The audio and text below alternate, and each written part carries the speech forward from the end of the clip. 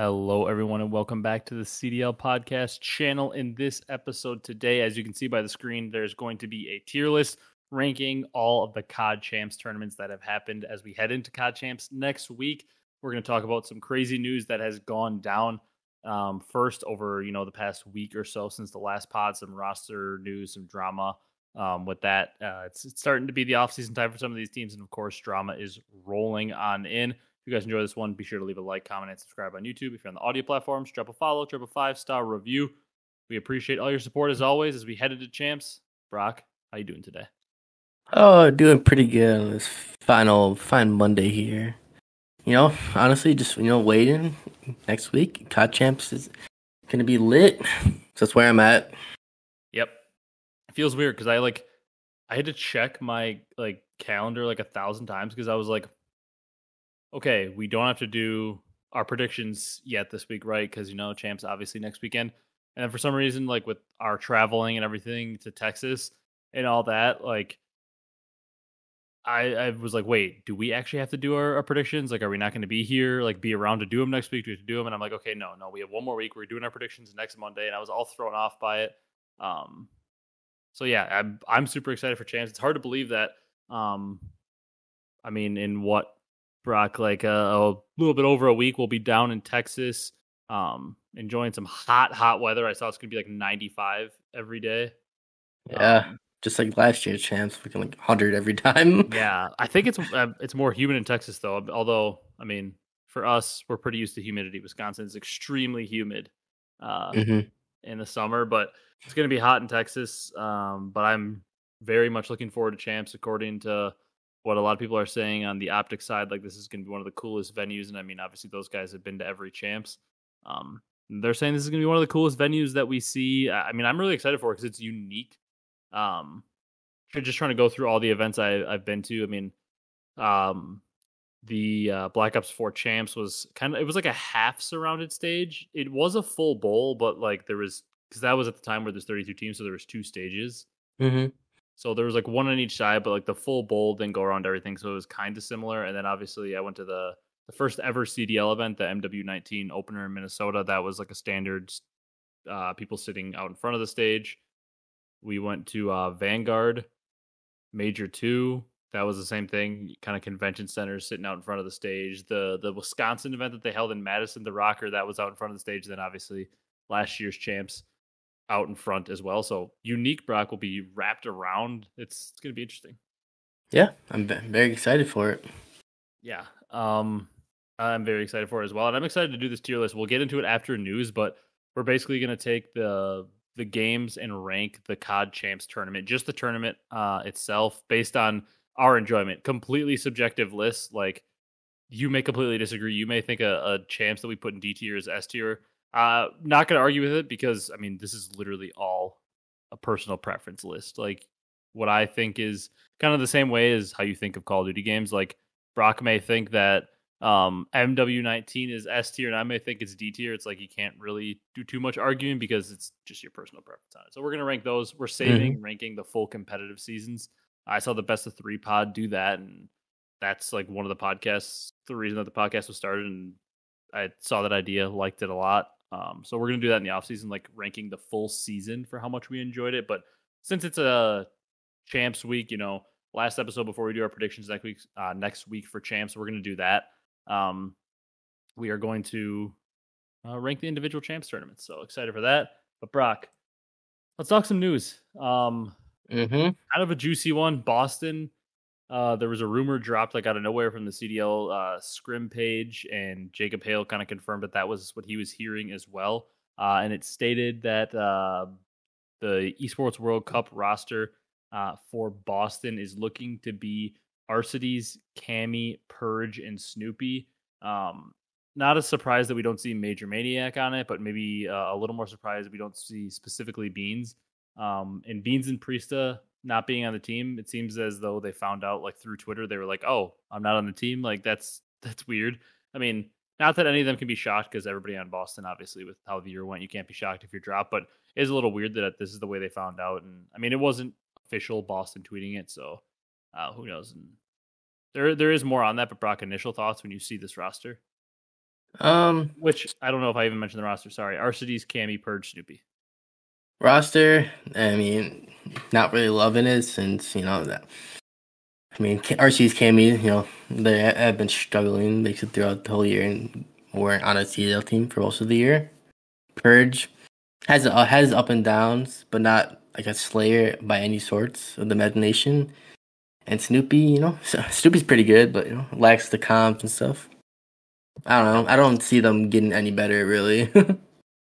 Yeah, I mean, I see like maybe I guess like if I want to be positive, I see like the idea behind it. Like you have Snoopy who can be an aggressive sub. Maybe you think pairing Purge with him, more of a, objective dirty work sub could work. And then Cammy has always been at his best when he has a slower main AR that can just iron up and like let him be aggressive, kind of comparing Arcitys to Insight. So like I guess I see where they're coming from with the roster, but I agree. It doesn't move me at all.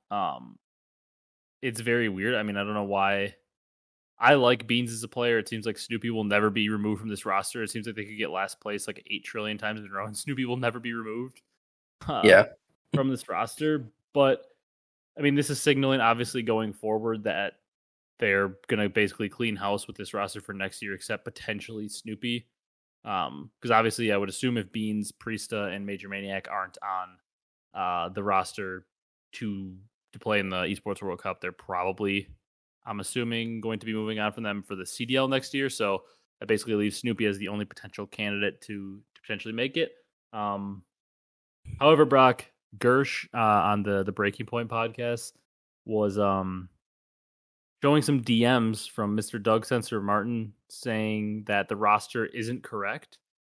That was leaked, and in fact, everything that they've done this year has apparently been the opposite of what Doug wanted. I mean, I don't know if you want to call out how much of a lie that sounds like, but I mean, we all know Doug loves Snoopy and wants him to be on the team forever. I mean, so I doubt Doug disagrees with everything that they went through this year.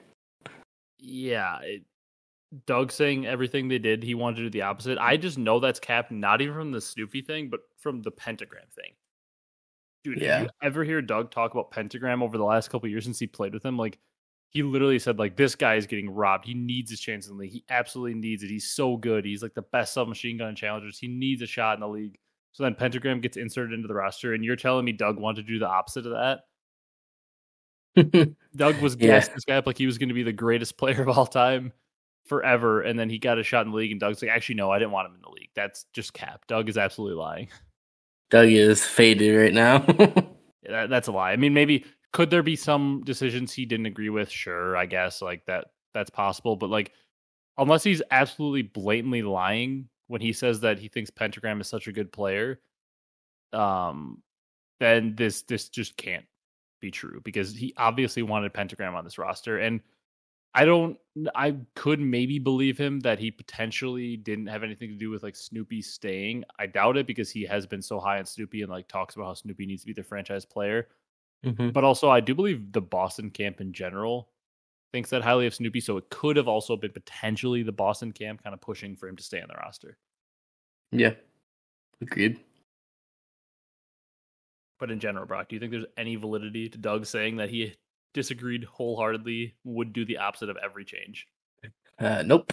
Yeah, no possible way. This dude, it's not even the Snoopy thing. Like I said, he loves Pentagram too much, but it's a mess over there in Boston. Like, the roster change they're making doesn't seem like it's going to move any needles. Like, we don't know who's in charge. There's people saying I would have done the opposite. I don't know what the camp's doing from within the camp. Seems like they need to do a quick sweep and maybe clean house and kind of really figure out who they want to keep on in the org. Yeah. I just don't see why you would move on from Beans, who is more upside at this point than Arcitys and Cammy. Well, I mean, and then also like on the Doug point, and I agree with what you're saying, but on the Doug point too, Zero just a couple days ago said that he has heard from his sources that Doug is the de facto GM. So I wonder if Doug just saw the backlash of his team and saw how terrible people were saying they thought it would be, and Doug's like, wait, no, it wasn't actually me. It's a weird situation, but I agree with you. Like, I tweeted it. Mr. Ben Beans liked it. I just said, like, why is Beans not on this team? Like, if this is what you're rolling with, where's Beans? Beans dropped a like on that, and I'm sure he dropped a like on plenty of tweets, because they're hidden now, so he's just dropping likes on tweets hating on Boston for making the move. But yeah, I agree with you. Like, could Arcitys be a good player, especially for the World Cup with 16 main AR spots? Because I believe it is 16 teams for the World Cup. Yeah. 16 main AR spots. Does Arcitys potentially deserve a shot? Sure. Like, I'm not going to say Arcitys, like, what is he doing on a roster? He's a 2-time world champ, good player. He definitely deserves a potential crack at being one of the 16 main ARs to play in that. But for a Boston team that just got 60 CDL points, had one of the historically worst years in CDL history, like, why are you not going for the upside players? I understand Beans was a part of a little bit of that, but like, it's very clear that Arcitys is maybe past his best day, although he still can be a good player. He maybe is past his best day. I don't think you have like any untapped potential there with him. For Beans, seems like there could be some untapped potential. So why would you not just roll with Beans? Yeah. And see what you have. Like, see if he can improve, because like, you still have yet to put a really good roster around Beans. Like, I understand this year they didn't perform that well, but that roster was just horrible. Like, he came into a horrible situation. You still haven't put like an excellent roster around him to really see what he can do with a good team. Yeah, I agree, Dan. Like you said, when he did get inserted, sure, they're still losing it, but he's like the only one, dropping numbers, going even or not, and shooting back half the time.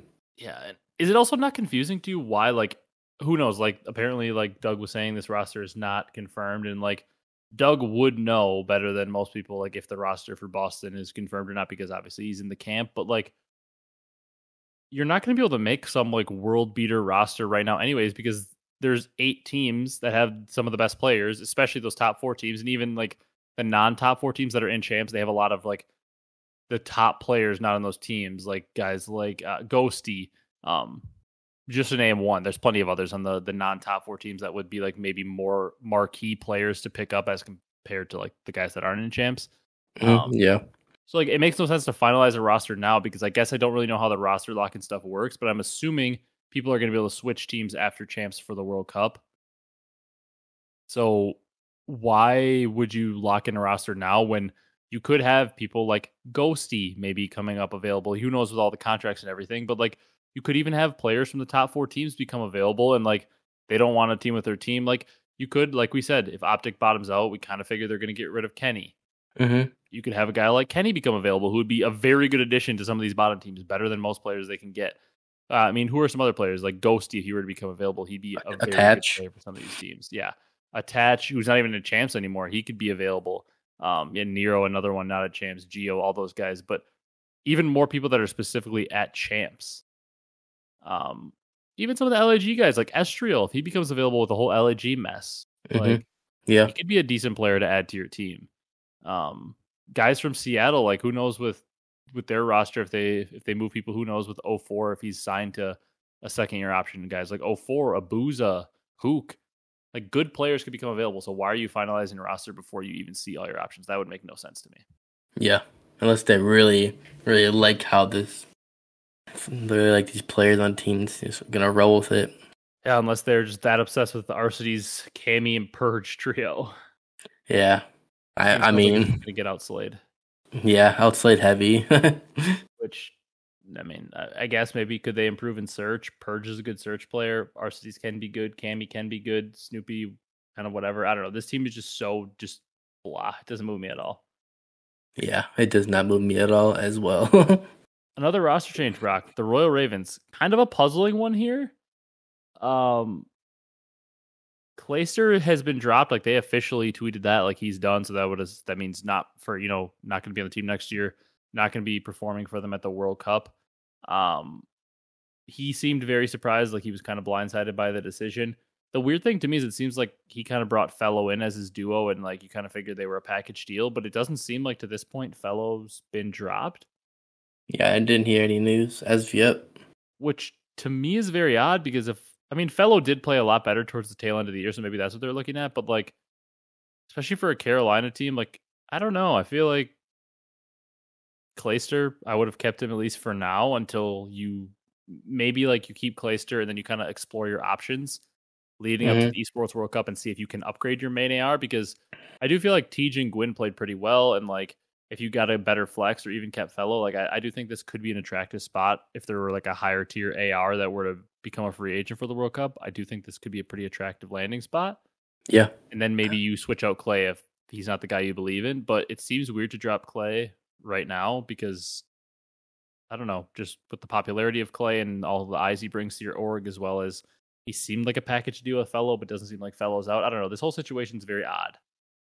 Yeah. Like I said, he's like on Twitter, he seemed very, very like confused and just caught off guard by the decision. And I wonder if that has to do with anyone on his team or like the coaches that just don't like him, like some way, shape, or form. And he did say like all options are open for next year, so we really hope Clay continues competing. He's like one of the last ones of the OGs left, like really the last one. We hope he keeps going, but I mean, yeah, it's looking grim. But also, Clay becomes a veteran, valuable main AR that's added to the market because I'm pretty sure there's 16 teams playing, so like 4 on top of all the CDL teams. He becomes a pretty valuable name on the market because, like, especially for a big time tournament like that, like Clay's won. If you want to equate this to champs, Clay's won 3 champs. He's a player who knows how to do it on that big stage for a lot of money, and becomes a valuable main AR. And it would be a shame to not see him compete at that, especially if you're one of the players that played in the CDL all year and then you don't get to play at this tournament. You're probably so disappointed. Yeah, I would definitely be. And then, like you said, he's definitely has the popularity for any team that wants to pick him up.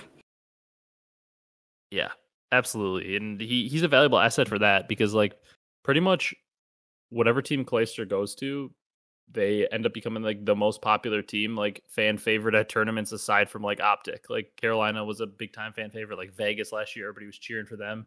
The only time really recently in the CDL was like maybe Empire, but that was more because they had like a direct rivalry with Optic. So there were a lot more people that were kind of disliking them since they did have that direct rivalry with Optic with Crim and everything. Yep. Then Brock, our last piece of news, Lamar, the Iceman accuracy, one of our favorite players, has been in calls with Optic recently. People think potentially he's coaching, working with them a little bit. He did help to bring Kenny and Pred up. He kind of was there for Kenny in his return to the Pro League when he turned 18 again in World War II. There for Pred, obviously, in his first couple of years there on the Seattle Surge. Those 2 players look to be in their best form. He could be a good voice for them. I kind of have my thoughts on it. I want to get yours. I mean, I think it's more applicable to the Pred situation probably because, I mean, the Kenny he played with is like completely different. Yeah, like the opposite in a way. Submachine gun, playing for kills, like whole different role for Kenny, whereas like the Pred role is a lot more comparable to what he's doing now. He had played with Pred as recently as last year. Yeah. I like it for the fact, just bringing a new voice, a recognizable voice for Pred and like Kenny to an extent, instead of just the same old, Optic coaches that probably been hammering Pred on what to do the whole year. Well, I mean, and also people are like, well, Lamar's team sucked this year. Like, he wasn't that good of a player. That really has nothing to do with it. Like, regardless of if his team was good or not, like, that doesn't mean that Lamar doesn't know the game. Lamar is one of the smartest players. We have great coaching game. Yeah, everybody always like talks about like how he's basically a coach in game. Yep. And like he will instantly be an amazing coach the second he wants to step down. He would be an awesome coach because he seems like he has a good delivery and a pretty level head too. And also knows the game extremely well. Like a lot of players talk about how smart he is. I saw a clip of Attach talking about how smart he is. Like he helped teach a lot of people the game. And like it's just sometimes nice to get a fresh set of eyes on things, like especially somebody who's familiar with at least a couple of the players in your team. Like Lamar's squared up against Dashy a lot, hasn't played with him, but he knows him. But it's mainly like Pred, like you said, he's played with him so long, and honestly, it seems like Pred is the uncomfortable one, like maybe not finding a way to fit into his role as much recently. So maybe like Lamar can help be a translator for him and kind of just figure out like, hey, well, this worked. We did this with Pred. This worked. And like just kind of being that like barrier, whereas maybe AG can't find a way to necessarily communicate what he's thinking exactly. And Lamar can be like, well, I thought of it in this way. And they're like, okay. And they can just adapt it. And even if it's not for like a direct translation to try to like unlock Pred a little more, just Lamar's a smart CoD player. Getting extra eyes on and somebody that has reps on the game could never be a bad thing. Worst case, he offers you up some ideas and you just don't agree with him and you don't implement them. But it just gets you to think about the game in a little different way. Yeah, a different set of views does not hurt. No, because sometimes like, especially with the way Optic's playing right now, like if you want to relate it to sports, like I know personally from like experience, like there are times like playing baseball or something, um, where you're doing like one little thing wrong that should be so obvious, but you're just like so entrenched in it. Like, let's say you're like, I don't know. I mean, I guess more Brock, you never played baseball, so to relate it more to you, basketball wise, like Yeah. let's say you have something like you're in a shooting slump, your shot's not falling from three or something, and you can't figure it out. You're watching film, you can't figure it out. You're just practicing. It's just still everything isn't falling correctly for you, and like your coach is looking at it. He's just been staring at the same thing for so long too, can't figure it out. You just get like another person that just knows basketball. One little look, and they're like, "Hey, what if you just tried this?" They notice one little thing, and all of a sudden it's fixed. It's like sometimes you just need a new set of eyes. Mm. Because sometimes you've both been staring at it, you both want to fix it so bad, you're kind of down about it, and it can be the same thing for COD. Like maybe there's something like a little bit more obvious that like a smart COD mind like Lamar sees, and he just suggests it to him, and even if it's not the exact solution, it's like it kind of springs an idea for Damon or for Dashy or for any of them to be like, hey, well, what if we take that idea and we like spin it like this, and then it kind of I don't know could just start a snowball and help you to get out of that rut because Optic needs to do anything to get out of the rut they're in right now because they're on a collision course for last place at champs if things continue. Yep, agreed. And it's always good having Lamar on, like you said, one of our favorite players. Yeah, one of our favorite players will always gas up Lamar. Yep. All right, Brock. Done with the news. Next thing we do, as you guys can see by the screen here, if you're watching in the video form, is the tier list. It's been up here now since we've been talking. We wanted to tier rank all the Call of Duty champs tournaments. So we're not ranking the games. We're not ranking the competitive. We're not ranking anything about them besides the champs tournament and how much we enjoyed it. Kind of just some basic criteria, like how were there any crazy storylines that happened during that champs to make it exciting? Was the venue cool if we were there? Was the tournament like was it boring? Was it kind of chalk? Was it like we knew what team was going to win, they ran through, they beat everybody, so it's kind of boring? Was the final good? That plays into a factor. Just the overall memory of that tournament and how much we enjoyed it. So completely opinion based. You could have a completely different opinion than us. It's completely valid. This is literally just Brock and I consensus coming to a conclusion on what our favorite champs tournaments were. We're not doing the entire season of the competitive for that year because we want to save that for sometime in the off season when things are dry and we're running out of stuff to talk about. We're going to probably do something like that. Mm-hmm. So Brock, let's rank these. Obviously, there may be some champs that we aren't as familiar with because, like we said, I would say, like for the both of us, Black Ops 3 on is like our absolute like cream of the crop. Like that's what we really know. Black Ops 3 on. I still like I watched Black Ops 2 Ghost AW and I've watched like even more highlights since, but like where I really Black Ops 3 was like really the turning point for me. Yep. To like really watch everything. Like I watched a lot of Advanced Warfare, Ghost, and Black Ops 2, but like Black Ops 3 was really the turning point for me to really watch everything. So that's like really, really, really our base knowledge. Obviously, you guys only see 11 games here. I know technically there were some big tournaments like MW3, but we're saying the ones that people count as rings. So Black Ops 2 all the way up to last year's MW2. MW3 obviously not on here because champs is happening next week. Yep. All right, Brock, we're going to start from oldest to newest. Just go in order. All right. I like it. Black Ops 2. The first ever champs in this format, the official champs format with the rings, everything. The first ever champs, obviously the winners for Rico Impact, Killa, Miracles, Karma, Parasite. Probably the most famous clip is the Scumpy 3-piece against Complexity. And was that Aftermath? Yeah. Probably the most terrible famous map that I can think of. Yeah, terrible map. Probably the most famous clip I can think of from this champs, though. Yep, agreed. And this champs was it was in the middle of the year. Or like towards the front of the year. So, yep, that was something I was going to mention. To me, I don't know how you feel about it, but to me, that's a negative. Yeah. I think that hurts the tournament. And obviously, the next two after this, they switched it to the end of the year. Black Ops 3 was the first year where champs moved to the end of the year. So Black Ops 2, Ghost, AW, all were middle of the year. Personally, for me, I think that sucks because I think it does kill some of the like aura around champs.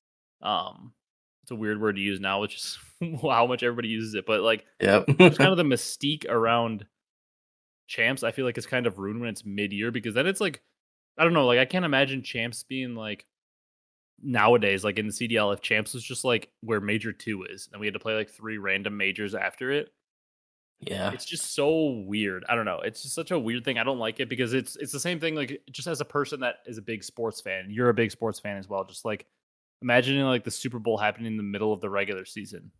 It just doesn't make any sense. I know it was a marketing tool for Activision. That's how they used it. I'm not dumb. I know that that's the reason mainly. But like, to have your biggest tournament in the tournament, how you decide like the world champion of that game in the middle of the year, just it made no sense. Yeah, agreed. But the tournament itself, Black Ops 2, incredible game. The tournament had a lot of fun. Optic obviously taking out Complexity.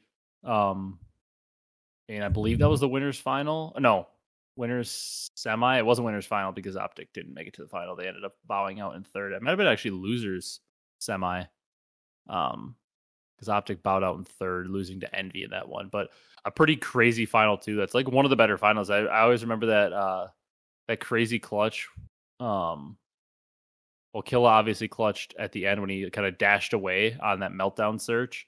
And then also Miracles had that crazy 1v2 where he was going to like that top little overlook on the bomb site. He like naded the bomb, killed the dude in sync as he killed the other dude. The nade killed the guy defusing, like a crazy 2-piece.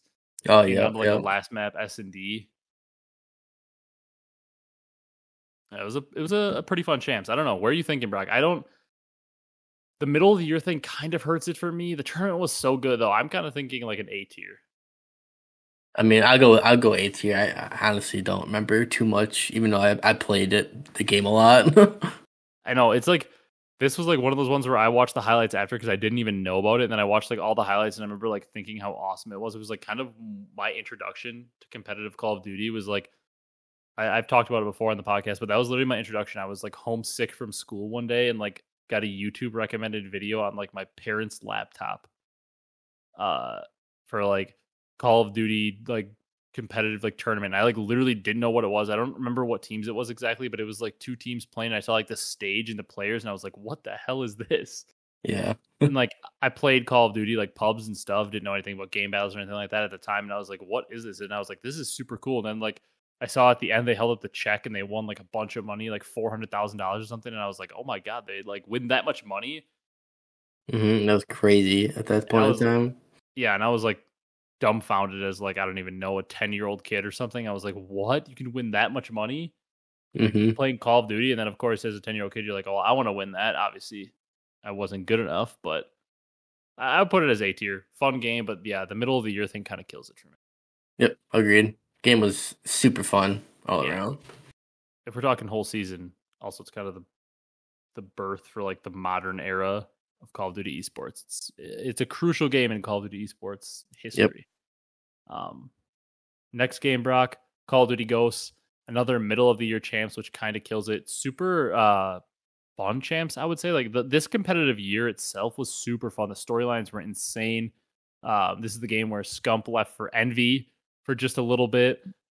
Big Timer retired in this game. There were just crazy storylines. However, the champs, I don't know, like the champs I feel like was a little bit less interesting. Once again, I wasn't like as into it at this time, but the champs I just don't think was as interesting just because of the fact that that complexity team was so good.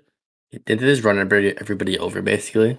Yeah, I believe the only resistance they faced for the most part was like against Optic in like winners final or something. They like there was that famous domination half on what is that map? I can't remember the name of the map. But where like Bose and Nadeshot like had a horrible second half. They got like no kills and it's like the open deserty map. Yeah, kind of. Yep. There's like a strip club on one side and like I was gonna say strike zone, but I know for a fact it's not strike zone. It be doms in like the kind of like in like the middle, like kind of like truck and stuff. Yeah, it was like it's like in a crate or something. Yeah, I don't know the map, but I know what you're talking about. Yeah, and they kind of sold on that, and Optic ended up losing to them. They were like the one threat, I think, because like if they could have taken a respawn against them, I think Optic did take the search. So it could have been like they could have been up like 2-1 or something. Who knows if they would have won? But other than that, I think they steamrolled them. I remember this is like the famous clip of like Formal. Like he said he was like watching Ghost Champs and like Rambo started like 0-9 and he was like, dude, what is this? But they rolled through Envy in the final and just like, I don't know, the middle of the year, the fact that like the favorite team was just so dominant, they kind of rolled through. I feel like that kind of kills Call of Duty Ghosts a little bit for me. I'm thinking more B tier for now for that one. I think B is good for now. I'm kind of teetering between B and C just because like game was fun to watch. The year itself, the whole year was really good. It's just, I don't know. With one team being so dominant and just coming through and dominating champs, it doesn't make it as fun to watch. Like really in any sport, if there's like a heavy favorite and they just end up fulfilling that and like just dominating everybody, it's kind of like, it's not the most fun to watch. Mm-hmm. Agreed. Yeah, we'll B tier for now. Yeah. And then the next game, Brock, Advanced Warfare, the last title, having the negative of champs being in the middle of the year, kind of ruining its mystique. Advanced Warfare, pretty crazy tournament. Obviously, Denial ends up winning this one with attached replays, JCap, and Clayster.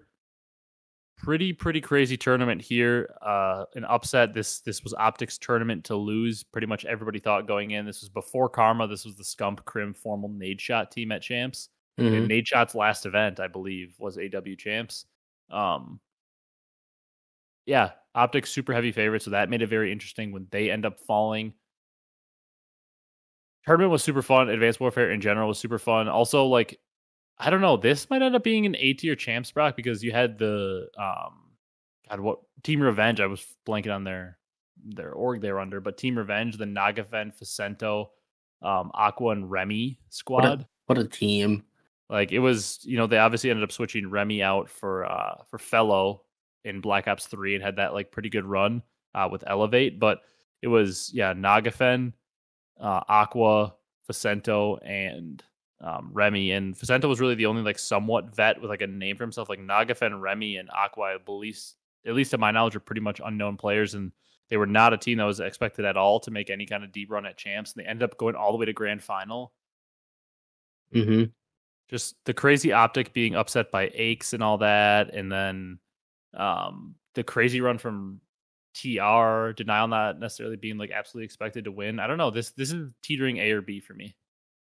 I mean, the game movement, the first movement-based game, boots in the sky, not boots on the ground. Yeah, was fun aspect. Unfortunately, I wish I would have been able to play it at the time. I would have super fun with that. Yeah, I mean, let's go A tier. Okay, I'm okay with that. I'm gonna put it below Black Ops 3 or Black Ops 2 just for the visual. Yep. Yeah, it's teetering A or B. The game was so fun to watch, and like I don't know, the Team Revenge, like just upsets like that when like unlikely teams make runs does seem to make it more fun. Mm-hmm. Yep. And that leads us, Brock, to Black Ops 3. This champs was pretty insane. First one that happens at the end of the year, so they get that plus to it. Again, Optic bows out, top 7, top 8. Yep. And a crazy upset. They were also the favorite again there. They fall to Hecz again. You had some crazy runs in this tournament. That Fabe, whatever they called, esports team that had like, I think it had like Vortex and Hockey and Dave. Mm-hmm. They were like out of nowhere. They were like one of the last chance qualifier teams from EU. Like nobody really knew who they were at the time, and they just made a crazy run to top 4. Our first EU team ever made the finals. That Splice team. Yep. They were the first EU team to make the finals. Envy. They were probably, I would say, the second favorite going into the event, if not the favorite. Like a lot of people were picking them to win. They were really good going into the tournament. Like it was not a shock that Envy won this. Yeah. The tournament itself was awesome. This, to me, and I do have some bias here, admittedly, because I loved Black Ops 3. I loved this game. I loved watching champs. And like, I would say that Black Ops 3 series of Optic Assault winning the 1v1 on Formal on Stronghold, middle map there, I'd say that's one of the most famous COD moments in famous COD series and maps of all time. I don't know. I think Black Ops 3 might be an S tier champs. Yeah. I would say so. Black Ops 3 champs, pretty good, except, if you're an Optic fan, you definitely, the only team that won it, you're kind of your rival for the year. Yeah. I mean, if you're an Optic fan, the last 2 we just did, AW and Black Ops 3, might bring up some very painful memories. They might be D tier for you. Yep. However, Brock, the next one would be an S tier automatically for Optic fans. It's not bringing up painful memories. It's Infinite Warfare. I mean, how do you feel about IW, Brock? Obviously, the community, it's one of the favorite champs because the favorite team won in Optic. It was at the end of the year. Once again, we don't have to say that anymore because for all these, the rest of them was at the end of the year. But I don't know. Like, IW in general for me, like, I just didn't love watching it, the game. I had fun watching champs. Obviously, it was cool to see Scump, Formal, those guys get their first ring. It was cool to see Damon get his third. Crim at the time to get his second. Like, it was fun to watch these players win. It was a fun tournament to watch overall. There weren't crazy upsets. I mean, I shouldn't say that. The NV run to finals was crazy because that NV team, obviously they were going for a back-to-back, but leading up to champs, the event before champs, they did the same thing. They were the team that came out of winners, and Optic beat them in 2 best-of-5s to win the playoffs or whatever that event before that was. But then also Optic did it again to them. NV came out of the winners bracket as, you know, the team sitting in finals again, and they lost to Optic second time in a row. But before those 2 tournaments, NV was like really bad that year. Yeah, they're struggling. They were not expected to make that run. So that was kind of an improbable run, but like it's not like as shocking because like this, they were the defending champs. Yeah, you know, definitely. To me, this champs is a B or a C tier. I don't know what you think. I would let's go B tier for now. You think? I mean, I didn't really watch outside Optic winning the last day. That's why I'm saying I almost want to put it in C tier for that reason because like I was the same way. Like I wasn't like usually for like champs. I remember at the time like usually for champs I'd like drop everything. It was like, okay, this weekend I'm watching champs. Like I'm really excited. I want to watch it. I remember not being that interested to watch IW, and really the only thing that really was like super interesting for me was to watch Optic have that run on Championship Sunday. I might put it in C tier for now. Yes, that's fair. I didn't really love the game outside of playing it. Yeah. I'm gonna put it in C tier then, just because I honestly don't know where I know we're gonna have one D tier. I think we're gonna agree on it, but I don't know where else we're gonna find a C tier. I don't know. We'll keep going here. We got World War II, Brock. Oh. I feel like in general, maybe I'm wrong about your thoughts on it, but I feel like in general, the two of us have more positive thoughts than the average person on this game. On this game? Yeah, I would agree. I think people hate this game. It was a dull game. I definitely do see the negatives, but I actually really enjoyed it. It was the first time we had like a good rank system with, you know, the SR. I enjoyed playing it. I actually thought watching it was like really fun. Like the storylines in this game are awesome. And specifically when you talk about champs, I mean, Brock, this was an awesome champs. Like you had Rise Nation, who was probably the favorite. They got like a top 16, I believe, with Gunless, Slasher, that team. They were like supposed to be potentially the favorites. Yep. Optic finished dead last after getting that. All they had to do was win one map against Patty P and EG, and they got 3-0'd. They got dead last. You had TK getting a second place, and they were like trying to win their 4th event on the year. They won the first 2, and then they won the one before this. They're trying to win their 4th event. Obviously, EG makes probably what I would say is the most improbable champs run. Yeah, because no one had them winning. Yeah, literally nobody. It was like people were thinking like maybe FaZe could do it again. TK, Rise, those were like your big time favorites. I mean, in every other champs, I mean, Black Ops 2, it was not a shocking team that won. Ghost, it wasn't shocking. AW wasn't too surprising. Black Ops 3 wasn't surprising. IW, and then even to Black Ops 4, MW19, all the CDL era. There was never a shocking team. It was always one of the top few teams that won it, except this game. EG was not expected at all. They didn't even make the playoffs. That was played just before this. I remember they missed out on the playoffs when they were still at champs. And I mean, literally, all they had to do, if they would have won their series 3-1 against Optic, they wouldn't have even made bracket play. Yeah, they won 3-0 and make the run. Dude, I think this is an A tier champs. It's hard to put it on S just because, like, the game, I just don't think it was as fun to watch as, like, a Black Ops 3, but I think this is an A tier champs. Champs was awesome. Yeah, agreed. Honestly, this might be an S tier champs. S tier? I'm going to let you decide, A or S tier. I'll let you decide, because just specifically this champs tournament, I loved it so much. I'll let you decide because I'm really okay with either A or S. But to me, that's We'll go A for now, and at the end, if we want to bump it up to S, I'll be fine with that too. Where do you want to place it in A? So right now we have Black Ops 2 as the first spot and AW as the second. I kind of want to put it as the number one in A tier. Yeah, let's do it. Okay, I loved the fact that the underdog team comes out of nowhere and plays good for the weekend. Love it. The storylines were just awesome. When there's upsets happening like that, I don't know. It was just awesome. The grand final was fun too. Mm-hmm. There was bracket reset, and I was really thinking after the bracket reset in that one that TK, because TK was coming from losers, I was really thinking TK had it.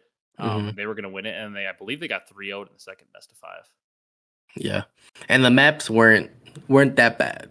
No, it was overall. I liked the game, but I don't know. Just individually, the champs tournament was super fun. Yep. Brock, then we moved to maybe our favorite game to play. It's Black Ops 4. This was the first champs I attended, so there is a little bias there. I'm going to be honest, Brock. I have a pretty... Before we get into why, what's your ranking on this? Because I have a pretty clear ranking on where I think this goes. I think this goes S. This is my favorite champs ever, I think. The fact that all these plays that could happen with the specialists and everything just makes it even more better with champs.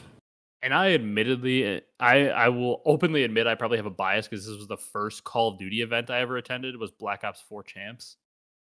So obviously, there's probably some bias there. It was an event that like inspired me to potentially start this podcast. Like I started to think about it. Obviously, I ended up starting it the next year in MW, which talk about unfortunate. I went from like one of the best competitive to watch games, like crazy CWL era, to CDL era, worst game ever made, MW19. Yeah. Unfortunate, but Black Ops 4, basically like a main reason the podcast started going to that champs was like, wow, it was eye-opening. I enjoyed the event so much. The storylines also with this one, like Optic was sitting in winners final, up 1-0, up 5-2 on payload search with a chance to go up 2-0 on United. Who knows? Dashy doesn't pop his Tempest too early like Crim was begging him. Who knows? Optic maybe makes a run, but they 100-point clubbed, I believe, United in map 1 on Championship Sunday in winners final, and it was like, oh my god, my first chance, I'm going to see Optic in the final. That'll be a crazy atmosphere. United obviously gets it done. Even crazier part, like FaZe 100T. I mean, Luminosity slack slam to knock 100T into losers. 100T was easily a top 2 favorite. It was United and 100T were the 2 favorites. Yep. 100T gets knocked into losers. They go all the way from losers round 1. They upset FaZe in that crazy reverse sweep. They're one round away from losing. And they were down like crazy lives, and Priest got like a shot punch to win the round. They were down 2-0 in the control, as well as 2-0 in the series. Yeah, it was like, I think it was like 3-8 or 3-9 lives too. Yeah. They end up clutching that round, clutch the control, end up clutching the hard point and winning the game 5, sending out FaZe top 6 team, which we didn't expect. They make the run all the way to finals. Even another crazy moment that never gets talked about that you and I always like to bring up is E United should have been in losers bracket as well. They should have, definitely, from Envy? Was it Envy? It was no, it was not Envy. Envy was Hecz at the time. It was EG. EG, that's right. EG with apathy in them. Yeah, it was like accuracy, attach, apathy, exotic, and I'm blanking on the last player. Was it Lamar? Yeah. I said accuracy, attach, apathy, exotic. God, I can't think of who their last player was. JCap? Yes. Yep. You're right. It was JCap. What a weird team. Accuracy, attach, JCap, apathy, and exotic. What a weird team. But that team, they were good come champs time, actually. Like, remember, Brock, it was like Arsenal hardpoint. They were up 2-1 on that side hill over by whatever bomb site that wasn't searched. They were up like 247 to like 100 something. Yep. And Apathy like popped his grab slam thinking that they won the game like too early. He ended up like wasting it, and then United make a crazy 80-point comeback to keep themselves alive and win. Like United should have been in losers bracket. That tournament was insane. Yeah, definitely. The split second, 2 seconds away from winning, and they make a huge comeback, staying winners. Also, it was like the simp best player in the world, like official like stamp on it. He was going crazy. Remember that? Like being that was one of the loudest crowd pops I've heard at an event when he got the crazy play against units with the sniper on Arsenal. Yeah. What a tournament. Yeah. awesome tournament. I'm putting that as number one. Brock, D tier, MW19. Yep. I would say for Blackest Horse, shout out E6 getting fourth Yeah, with like with who that was it? It team. was like Kiz, Kiz Brezzy. General, Brazzy, Got Our X, and Mayhem. Yeah, that team was something at champs. They were playing really well. They got a top four. Yeah, they were. I mean, that was the birth of Kismet, and then from there he got on a bad team in MW19, and that kind of sucked for him. Mm-hmm. But MW19, Brock, it's D tier. We both admittedly hate on this game. E I think it's tier. deserved. This game sucks. Although I will say the fact that it was online is a really big negative on it. That technically isn't the game's fault. Obviously, COVID had to be online, but that makes it. I mean, let's be honest. That makes it a lot worse. Online champs sucked. Mm-hmm. No crowd, them playing from their bedrooms. Also, it was super weird. Why was it 2 weekends? That's right. It was. I don't remember Yeah. much of this champs. I don't think I watched, but the only thing I remember from it was was that with the Envoy 1-1v1 against Tej? Yeah. I remember Whatever that. that Arklov Peak or whatever the map was. Yeah. Yeah, this game sucked. I mean, the game sucked. The entire CDL season sucked. There was no majors. It was the weird home series. And then champs came around. All 12 teams were there, but some teams still started in the losers bracket for some reason in like a really weird way. You could get like 10th place of this tournament instead of dead last. It was really weird. It was split into 2 weekends. The top 4 went into a second weekend. It was just stupid. The whole format was dumb. Why did we have to force 4 teams? The top 4 had to play on one weekend. The only good thing that came out of it was like it was the first podcast that ever blew up on the channel. Like blew up because I predicted the top 4 right, and like everybody like was like, "How the hell did you predict London going to top 4?" I just went on a whim and picked London to go there with Huntsmen, FaZe, and Empire, and it ended up being right. And I believe I ended up almost getting like the perfect bracket because I think I had Huntsmen third, like they did finish. I think I had Ravens fourth, like they did finish, and then I think I picked FaZe to win instead of Empire. And honestly, it wasn't even that exciting because the final ended up being like really the top 2 teams, Empire and FaZe. It was a little bit of an upset because I will say probably FaZe, if I remember right, was the favorite, but Empire were right there. It wasn't like shocking that Empire would take out FaZe. Yeah. I do remember though this final, like Empire dominated them. It was also the weird thing where since they were from winners bracket, they started the series up 1-0. Oh yeah. Just weird. Like just do a double best of 5 or a double best of 7. Yeah. That's too difficult though. Yeah, apparently, like they said, it's too difficult for the fans to understand or some BS. Yeah. Yeah, it's D tier. D tier. Move on. Cold War, back to land for this champs. Kind of a situation like Ghosts in a way. Like FaZe were on an absolute tear this year, and they ended up winning it. They were expected to win it. I don't know. Cold War is a pretty clear cut, classic, like middle of the road B tier to me. Yeah. Like you said, fun to watch. Wasn't too flashy. They're like, I don't have any crazy memorable moments from this champs, but it was a good, fun watch. The game was good. mm-hmm. The OG maps in there from Black Ops 2. Yeah, like I don't know. This is like the definition of middle of the road for me. I loved the game. It's the best like CDL era game we've had. But in terms of just the champs tournament, there's not any really like super memorable moments that come to mind right away. Like I'm sure there are some that I'm missing, but like I don't know. It was a fine watch. It was fun. I expected FaZe to win. They won. Kind of, Yeah. whatever. Pretty mid because the FaZe was so damn good. Even though they did finish. They finished last at the turn before champs. I think they finished top 8. Top 8. They lost to that Seattle team that was like terrible all year. Yeah, but we know FaZe. They're pretty much dominant for the whole year. We knew they're kind of gonna win. Mm-hmm. Yeah, so I'm good with it in B if you are. Yeah, it's kind of funny that it ends up in. It's kind of funny it ends up in B like Ghost because it's like the 2 where we had like the absolute clear favorite just rolled through. Yeah. Vanguard, Brock. I know you have a little bias. You loved playing this game. I love playing the game. That's for sure. I feel like this one isn't the worst. It isn't the best. It's also more of a middle of the pack champs. You had a team like LAT win it. It wasn't too shocking. They were coming off an event win. another situation where they kind of dominated phase in the final. That seems to be a trend. Let's hope that doesn't happen, because in our next game, it was also an absolutely dominant final. Yeah, it was. I mean, Black Ops 4 was a little bit competitive. Black Ops 3, if I remember right, was a little competitive. World War 2 was pretty competitive. Don't really remember. Black Ops 2 was super competitive. I don't really remember AW too much, but like, recently we've had some not so competitive finals. Especially Vanguard and MW2. I don't know, Brock. You're more of the Vanguard stan. To me, this is like a B or a C tier. Thought it was really fun, but there's no like crazy standouts. I don't know. I think it's a B or a C tier. I go B. Okay. I mean, let's go S tier. Nah. Love that game.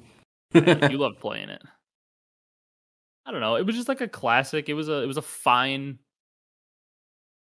It was a fine champs. It was like no super standouts. Once again, one of the crazy moments I remember is like the whole like they line up for Pred on that Tuscan control for Optic, where they kind of scammed it. Who knows what could happen from there? Just nothing too crazy in this tournament.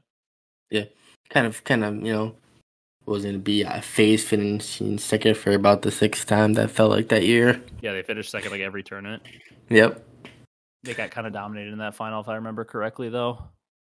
And that We leaves both us last year, Brock. I would say you both love Kenny getting MVP.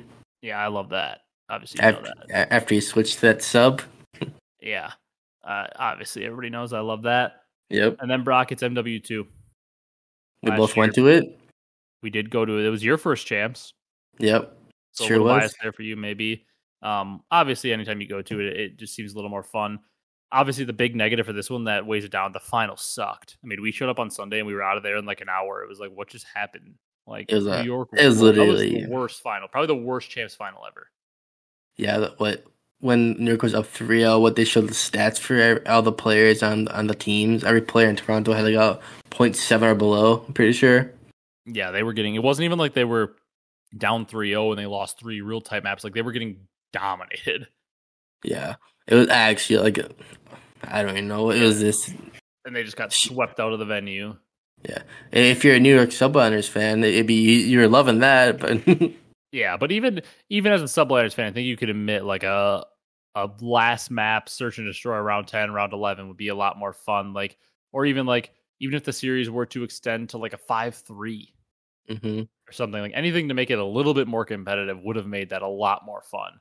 But overall, before that, like Pred in Seattle eliminating Optic again was like pretty crazy at this tournament.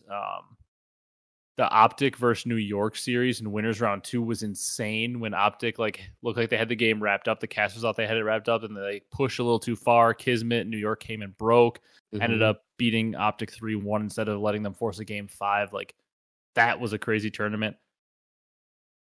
I don't know, Brock. This is once again another B or C tier. I'll defer to you.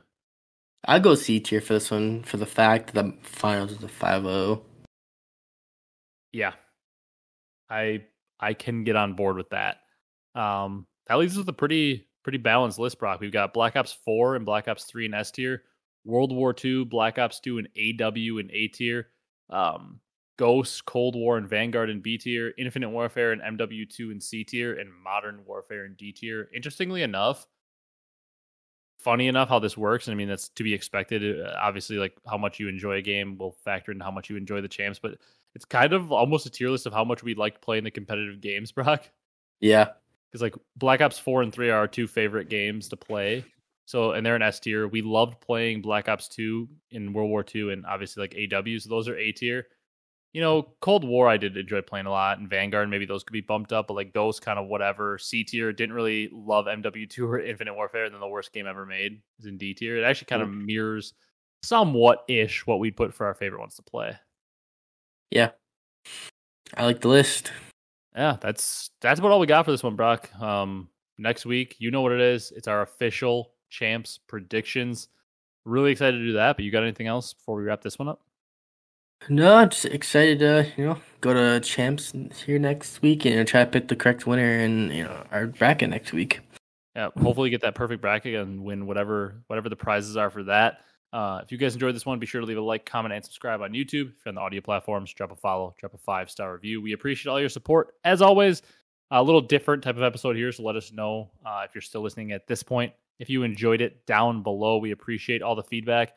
I mean, also, I'm really excited for next week. It's our last predictions. I'm also sad for next week because that means we're done with the CDL action for the year and we're into that lull of an off season. Mm-hmm. We have to constantly wait and do different random episodes until we wait for actual CDL content. Although, who knows, Esports World Cup could save us for a little bit. We have that to talk about for about a month leading up to the tournament. But like I said, thank you guys so much for watching, and we will see you next week with Champs Predictions.